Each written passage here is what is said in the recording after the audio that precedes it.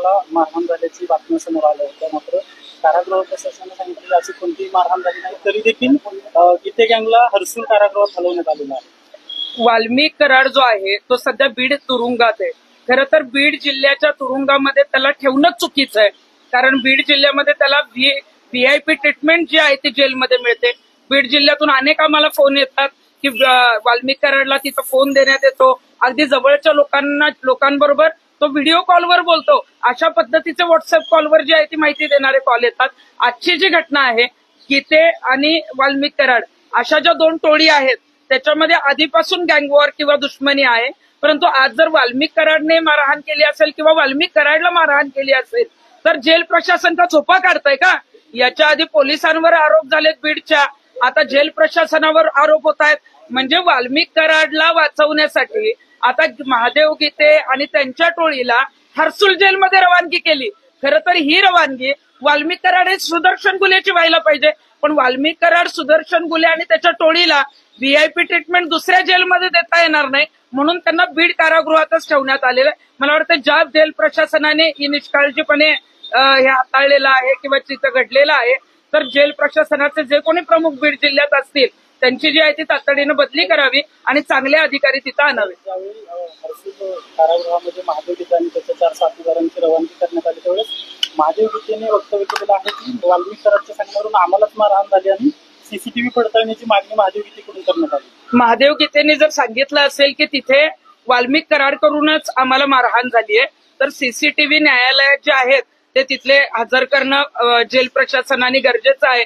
आणि अशी जर मारहाण झाली असेल म्हणजे वाल्मिक कराड आणि त्यांची जी गँग होती ती बाहेर लोकांना मारहाण करत होती, खंडणीच्या गुन्ह्यांमध्ये अडकवत होती, अनेक जणांच्या हत्या त्यांनी केलेल्या आहेत, म्हणून त्यांना जेलमध्ये टाकलं. आता जेलमध्ये सुद्धा तेच त्या गोष्टी करतायत. तर मला वाटतं की याच्यामध्ये एक सत्यता पडताळावी आणि वाल्मिक कराड आणि ही जी त्याची टोळी आहे, जे कोणी आरोपी संतोष देशमुखांच्या हत्येच्या संदर्भातले जेलमध्ये आहेत त्यांना विदर्भ असेल किंवा मराठवाडा इथं कुठल्याही जेलमध्ये न ठेवता मुंबईच्या जेलमध्ये त्यांची रवानगी करण्यात यावी.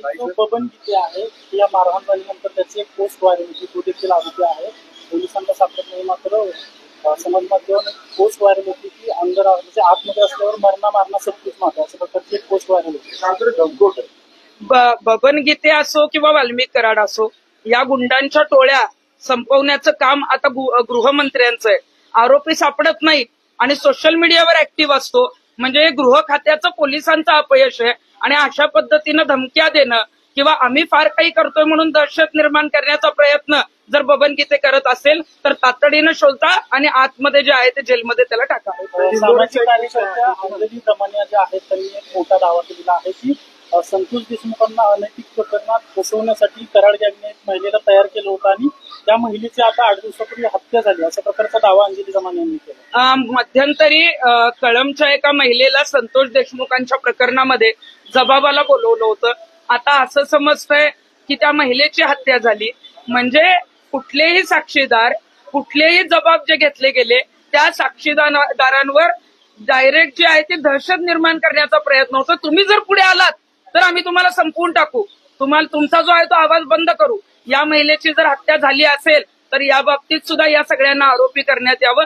परंतु जे कोणी साक्षीदार आहेत, जे या प्रकरणात आहेत, ज्यांचे जबाब झालेत त्यांनाही पोलीस संरक्षण दिलं तर खऱ्या अर्थाने ही केस शेवटपर्यंत जाईल, या आरोपींना सजा होईल. नाहीतर अशा पद्धतीच्या जर हत्या व्हायला लागल्या, साक्षीदारच फुटायला लागले किंवा अशा त्यांना मारहाण व्हायला लागली तर ही केस जी आहे ती शेवटपर्यंत यांना जे आहे ते गुन्हेगारी म्हणून जी काही फाशीची शिक्षेची आपण मागणी करतोय ती त्यांना होईल का नाही अशी मग शंका मनामध्ये येते. दिंडोरीचा विषय आहे, तुम्हाला नोटीस पाठवली त्याबाबत दिंडोरीच्या गुरुपीठामध्ये 15 आणि 16 डिसेंबरला वाल्मिक कराड मुक्कामाला होता असं आम्ही सांगितलं होतं. त्याच्यामध्ये दिंडोरीचे जे प्रमुख आहेत अण्णा मोरे म्हणजे श्रीराम मोरे जे मठाधिपती आहेत त्यांच्यावर सुद्धा आम्ही आरोप केले होते, कारण आमच्याकडे पुरावे आहेत. अनेक महिलांचे जे काही व्हिडिओ ऑडिओ आहेत त्याचे पुरावे आमच्याकडे आहेत. आणि हे प्रकरण दाबण्यासाठी अजून तर पोलिसांनी त्यांची अण्णा मोरे त्यांच्या मुलांची त्या गुरुपीठाची काहीच चौकशी केली नाही. त्याला तिथं व्हीआयपी ट्रीटमेंट देण्यात आली होती. अण्णा मोरे आणि त्यांच्या मुलांना सह आरोपी करा अशी आम्ही मागणी केली होती. आणि आता मात्र अण्णा मोरेंनीच या प्रकरणात मी आवाज उठवू नये म्हणून मला 50 कोटीच्या बदनामीच्या दाव्याची नोटीस जी आहे ती एका वकिलामार्फत पाठवली आहे.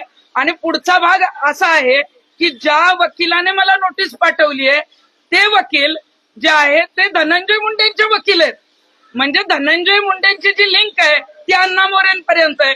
वाल्मिक कराड सुद्धा अण्णा मोरेंच्या गुरुपीठामध्ये जो आहे तो मुक्कामाला होता. म्हणून मला वाटतं की असल्या बदनामीच्या नोटीसीला मी नाही घाबरत. खरोखरच अण्णा मोरे देवाचे आणि स्वामी समर्थांचा आज प्रकट दिन आहे. अण्णा मोरेंची जर बाजू खरोखरच बरोबर असेल ना तर त्यांनी अक्कलकोटच्या स्वामींच्या समोर यावं.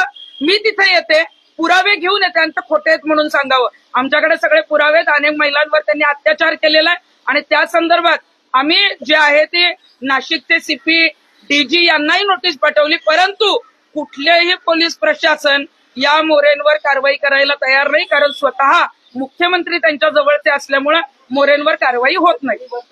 पुरावे आहेत हो हो, महिलांवर अत्याचार केलेले काही व्हिडिओ, अगदी सेक्स व्हिडिओ सुद्धा अण्णा मोरेंचे आमच्याकडे आलेले आहेत. ज्या महिला आमच्याकडे आलेल्या होत्या, मी पत्रकार परिषद घेतल्यानंतर त्यांच्या घरी त्यांचे काही भक्त जाऊन त्यांना धमक्या देणं, घराच्या बाहेर न पडणं, तुम्ही जर परत आवाज उठवला तर तुमच्या परिवाराला मारून टाकतो, अशा पद्धतीच्या धमक्या दिल्यामुळे त्या महिला अजूनही पुण्यात आल्या नाही. त्या महिलांना घेऊन माझी पत्रकार परिषद मी जे आहे ते घेणार होते. परंतु त्या जरी नाही आल्या तरी आम्ही या प्रकरणात माघार घेणार नाही. देवाचे भक्त असाल तर तुम्ही बदनामीचा दावा जो आहे 2 रुपये 3 रुपये 100 रुपयाचा दावा दाखल करायचा. हे पैशांचे भक्त आहेत म्हणून 50 कोटीचा दावा आमच्यासारख्या सामाजिक कार्यकर्त्यांवर दाखल करण्याची बदनामीची नोटीस पाठवताय. आम्ही असलेलं घाबरत नाही. जे काही सत्य आहे ते पुराव्यानुसार घेऊन जे आहे ते नाशिकला येणार आणि पुरावे सुद्धा लवकरच मी बाहेर देणार आहे. दुसरा फक्त धनंजय मुंडेंनी कोरोना दिली त्याच्यामध्ये त्यांनी धनंजय मुंडेंनी असं सांगितले की मुलं माझी तर बायको माझी नाही. कोडगीचं जे प्रकरण होतं, कोडगीचं प्रकरण होतं, करुणा मुंडेंचं धनंजय मुंडेंच्या वकिलांनी असा दावा केला की मुलं धनंजय मुंडेंचे आहेत मात्र त्यांचं लग्न झालं. करुणा मुंडे आणि धनंजय मुंडे हे दोघंही पती पत्नी आहेत. करुणा मुंडे अनेक वेळा आमच्याकडेही ऑफिसला आलेल्या आहेत. करुणा मुंडेंकडे सगळे पुरावे आहेत. करुणा मुंडे या धनंजय मुंडेंच्या पहिल्या पत्नी आहेत आणि आता करुणा मुंडेंपासून झालेली मुलं जी आहेत ती माझी आहेत असं जे आहे ते धनंजय मुंडे सांगतात. परंतु प्रतिज्ञापत्रामध्ये करुणा मुंडेंचा उल्लेख पत्नी म्हणून त्यांनी केलेला नाहीये.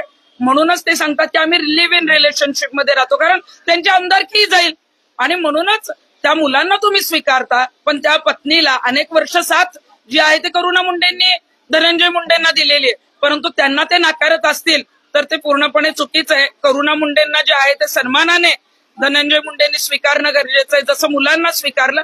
आणि त्यांच्या ज्या काही मागण्या आहेत त्यांचा कौटुंबिक वाद आहे तो बाहेर येण्यापेक्षा त्यांनी तो तिथल्या तिथं मिटवणं गरजेचं आहे.